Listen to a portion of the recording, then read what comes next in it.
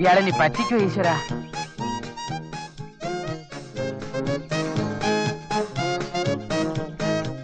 ഞാൻ ലേറ്റ് ആയോ? ഇല്ല സാർ. എവിടെ സാർ ആ 10,000 രൂപ? അത്രക്ക് ധൃതിയായോ? ഞാൻ അന്നേ പറഞ്ഞില്ലേ ഒരു കണ്ടീഷൻ ഉണ്ടെന്ന്. ഓ, ഞാനത് മറന്നുപോയി സാർ. ഇങ്ങനെയുള്ള ചില കാര്യങ്ങൾ ഞാൻ എപ്പോഴും മറന്നുപോകും. By birth എനിക്കതുള്ളതാ. കുഴപ്പമില്ല, വേറൊന്നല്ല. അതായത് അഴകപ്പൻ ഒരു ഓട്ട മത്സരത്തിൽ എന്നെ തോപ്പിച്ചിരിക്കണം. ഓട്ട മത്സരത്തിലോ? എന്തേ ഓടിയില്ലേ? കൊള്ളാം. കോളേജ് പഠിച്ചുകൊണ്ടിരിക്കുന്ന കാലത്ത് 100 മീറ്റേഴ്സിന് സ്ഥിരം ഫസ്റ്റ് എനിക്കാ. അതെയോ? പക്ഷെ ഇതൊന്നും വേണ്ട, കുറച്ച് ഓടിയാ മതി. അതാ കാണുന്ന 5ാമത്തെ പോസ്റ്റ് അതുവരെ ഓടിയാ മതി. 5ാമത്തെ പോസ്റ്റ്. പക്ഷെ അവിടെ എത്രയും മുമ്പ് അഴകപ്പൻ ജയിച്ചിരിക്കണം. അത് ഓക്കെ സാർ. നോക്കുക. മാർക്ക്. ഒരു മിനിറ്റ് സാർ, ഒന്ന് വാമപ്പ് ചെയ്തോട്ടെ.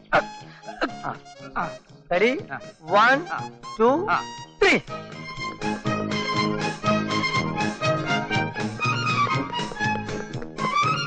പൊന്നു ചേട്ടന്മാരെ, എന്റെ പേഴ്സ് പോക്കറ്റ് അടിച്ചിട്ട് ഓടിയാണ്. ഒന്ന് പിടിക്കേ. 10,000 രൂപ എനിക്ക് കിട്ടി. 10,000 രൂപ അടിച്ചു. അവനൊന്ന് പിടിച്ചോണേ. പിടിക്കേട്ടാ, എന്റെ 10,000 രൂപ പോയേ.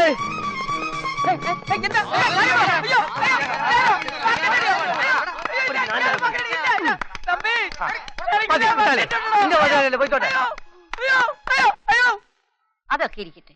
ഗൗരി എനിക്ക് ഇഷ്ടമായി. എനിക്ക് തങ്കച്ചി വല്യമേ, ഞാനിവിടെ ഒറ്റയ്ക്കിരുന്ന് ബോറടിക്കുമ്പോ ഗൗരി വരുന്നത് എനിക്കൊരു ആശ്വാസമായിരിക്കും. ഒഴിവ് ദിവസങ്ങളിൽ വീട്ടിൽ ഒറ്റയ്ക്കിരുന്ന് ബോറടിക്കുന്നതിനേക്കാൾ ഭേദം തങ്കച്ചി വല്യമ വന്ന് കാണാമെന്ന് ഞാൻ തീരുമാനിച്ചു. അതാ വന്നേ. ഗൗരിയെ പോലെ ഒരു നല്ല അയൽവാക്കം കിട്ടിയത് എന്റെ ഭാഗ്യം. എനിക്ക് ആകെയുള്ള ഒരു മകൻ വിനോദ്. അവൻ ക്രൈംബ്രാഞ്ച് ഉദ്യോഗസ്ഥനാ. ഒരു പ്രത്യേക ടൈപ്പാ.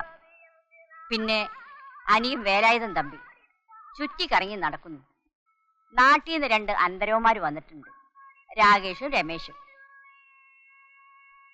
ശങ്കു, ഒന്നിങ്ങി വന്നേ. ഇവനാണ് ഞങ്ങളുടെ ശങ്കു. ഇവൻ ഞങ്ങളുടെ ബാല്യക്കാരൻ മാത്രമല്ല, സെക്യൂരിറ്റി ഗാർഡ് കൂടിയാണ്. കരാട്ടയിൽ 5th ഡിഗ്രി ബ്ലാക്ക് ബെൽറ്റ്. സൂക്ഷിക്കണം. പുള്ളി കൊള്ളാമല്ലോ. ശങ്കു, നീ പോയി കുടിക്കാൻ എന്തെങ്കിലും കൊണ്ടോ? അമ്മായി, ഇതാ ഞാൻ പറഞ്ഞത്. തങ്കച്ചോലമ്മേ, ആരാ ഇത്? ഇത് എന്റെ അന്തരവ് രാകേഷ്. ഹലോ. ഇത് ബാല്യകാല സഖി ഓമന. ഞാൻ പോയിട്ട് പിന്നെ വരാം. ശരി. അമ്മായി, ആ പോയതാരാണ്? അത് നമ്മുടെ അയൽപക്കത്തെ മാളഭട്ടിന്റെ മകളില്ലേ, പേര് ഗൗരി. നമ്മുടെ മാളഭട്ടിന്റെ? നമ്മുടെ മാളഭട്ട. മാളഭട്ടിന്റെ പേര് കൊള്ളാം, ഗൗരി. ശരിയാ, നല്ല പേരാ, ഗൗളി. ചുമരിട.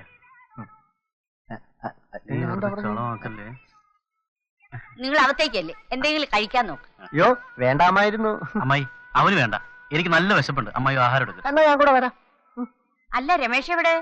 അവനിപ്പോ രമേശ് ഒന്ന് കറങ്ങാൻ പോയതാ. ആ റേഡിയല്ലേ, അവൻ ഇറങ്ങാൻ പോയൊന്നും അല്ല അമ്മായി, അവനാള് മുങ്ങിയതാ. ഇനി എവിടെ പൊങ്ങുമോ എന്തോ ദൈവത്തിനറിയാം. ഞാൻ പോയിട്ട് നിങ്ങൾക്ക് ആഹാരം എടുത്തു വെക്കാം. ഓ, നിന്നോട് ഞാൻ പറഞ്ഞിട്ടുണ്ട് അമ്മായിയുടെ മുമ്പിൽ വെറുതെ ഷൈൻ ചെയ്തതെന്ന്. മൂച്ചടിച്ചാ ഇന്നലെ അടി കൊണ്ട് വരെ അമ്മയോട് പറഞ്ഞു കൊടുക്കും.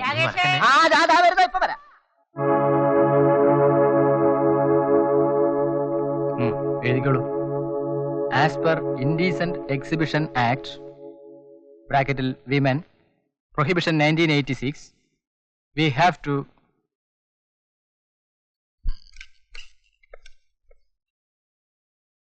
you may go now. Yes sir.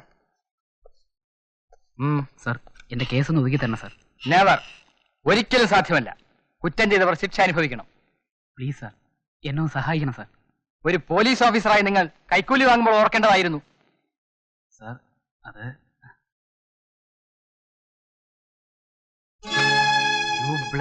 നിന്നെയൊക്കെ എന്ത് ചെയ്യണമെന്ന് എനിക്കറിയാം. സാറിന് പദവി അധികാരം ഉണ്ടെന്ന് വെച്ച് അഹങ്കരിക്കണ്ട. സാറിന്റെ അധികാരമാണോ മാണിക്യ സാറിന്റെ ശക്തിയും സ്വാധീനവുമാണോ വലുതെന്ന് നമുക്ക് കാണാം. You bloody take this and get lost. Hello, മാണിക്യ സാറല്ലേ? ഞാനാണ്. വിനോദ് ഒതുങ്ങുന്ന പ്രശ്നമേ ഇല്ല. നമ്മൾ അയാളെ ഒതുക്കിയേ പറ്റൂ. Okay sir. ഗൗരി, അച്ഛനെവിടെ? അപ്പ കടയിലാണ്, ഉച്ചയ്ക്ക് വരും. എന്ത് ജാനകിയല്ലേ? 2 ദിവസമായിട്ട് മോളെ കാണുന്നില്ലല്ലോ. പരീക്ഷയായിരുന്നു, അതാ. ആ അപ്പ.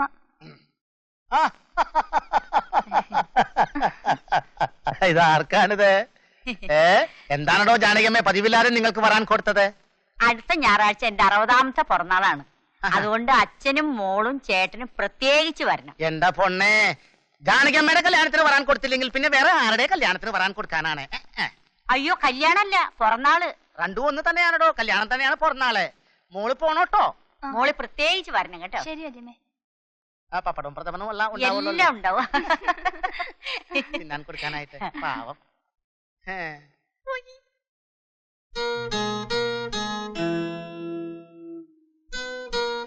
ആണുങ്ങളെ കുറച്ച് മിടുക്കൊക്കെ വേണം. നിങ്ങളെ കാര്യം ആലോചിക്കുമ്പോ എന്ത് പറയണമെന്ന് എനിക്ക് അറിഞ്ഞൂടാ. ഞങ്ങൾ എന്ത് ചെയ്യണമെന്നാണ് അമ്മാവൻ പറയുന്നത്? എടാ, ഈ കോശിച്ചായനും കുഞ്ഞു മുഹമ്മദും പെശകാണെന്ന് പണ്ട് മുതലേ എനിക്കറിയാം. നിങ്ങളല്ലാതെ അവർ ഒരുപോലെ കേൾക്കോ? സ്വത്തുക്കളൊക്കെ ഞങ്ങളുടെ പേർക്ക് എഴുതി തരുന്നതിന് അവര് സഹായിക്കാമെന്നും പറഞ്ഞ് എന്തൊക്കെയാണ് ഞങ്ങളെ കൊണ്ട് ചെയ്യിച്ചതെന്ന് അറിയാവോ അമ്മാവന്? അതിനുവേണ്ടി എന്തെല്ലാമാണ് പറഞ്ഞത്. അമ്മാവനെ കാണരുത്, സംസാരിക്കരുത്. കൂട്ടത്തിൽ വല്യമാരുടെ സ്വഭാവം മാറി. സ്വയം അധ്വാനിക്കണമെന്ന് കേൾക്കുമ്പോൾ സന്തോഷിച്ച് സ്വത്തുക്കൾ ഞങ്ങൾക്ക് എഴുതി തരും എന്നൊക്കെ പറഞ്ഞ് തെങ്ങും തോപ്പിൽ ഞങ്ങളെ കൊണ്ട് പകൽ പണിയെടുപ്പിച്ചു. അതിൽ നിന്നെക്കാളും എടുക്കാൻ ഞാൻ തന്നെ. ഞാൻ ഒരു പണിയെടുത്തിട്ടില്ല. പിന്നെ ആര്? ഞാനാ പണിയെടുത്തത്? നീയല്ലേ? നീ അതൊന്നും പറയാൻ നിൽക്കണ്ട. കഴിഞ്ഞതൊക്കെ പോട്ടെ, ഇനി വരാൻ പോകുന്നതിനെ പറ്റി സംസാരിക്കാം. ഇപ്പം പറയുന്നതാ ശരി. എന്നെ ഇവനെ അവന്മാര് എന്തുമാത്രം ദ്രോഹിച്ചിട്ടുണ്ടെന്ന് അറിയോ നിങ്ങൾക്ക്? എങ്ങനെ? അതൊക്കെ പഴയ കഥയാ. അതൊന്നും ഇനി പറഞ്ഞിട്ട് കാര്യമില്ല. നീ ഒന്ന് പറഞ്ഞു കൊടുക്കേണ്ട വേല ഇതാ. അതിന് വരെ കിട്ടിയിട്ട് വേണ്ടേ? രാവിലെ എണീറ്റ് പോകും കറങ്ങാൻ.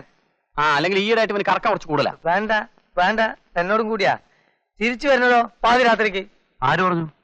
ആരും ഒന്നും പറയണ്ട, എല്ലാം ഞാൻ കാണുന്നുണ്ട്.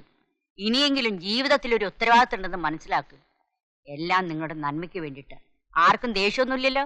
അയ്യോ, വല്യമ്മായിയോട് ഞങ്ങൾക്ക് ദേഷ്യോ? എങ്കിൽ പിന്നെ വല്യമ്മയുടെ 60ാം പിറന്നാളാണ്. ഞങ്ങളെല്ലാം നേരത്തെ വരുമോ?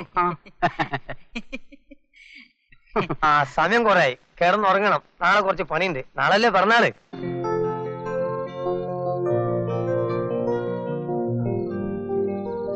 Many happy returns of the day. വരണം വരണം മാണിക്ക് സാർ, എന്നെ അനുഗ്രഹിക്കൂ. God bless you. ഇരിക്കൂ sir. Get back, get back.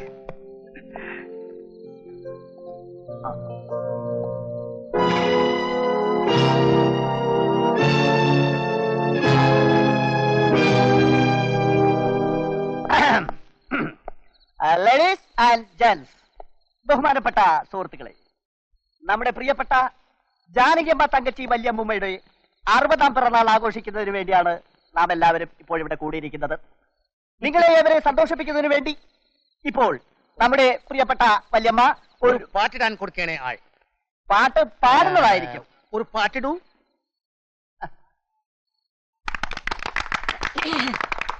ജ്ഞാനപ്പഴത്തെ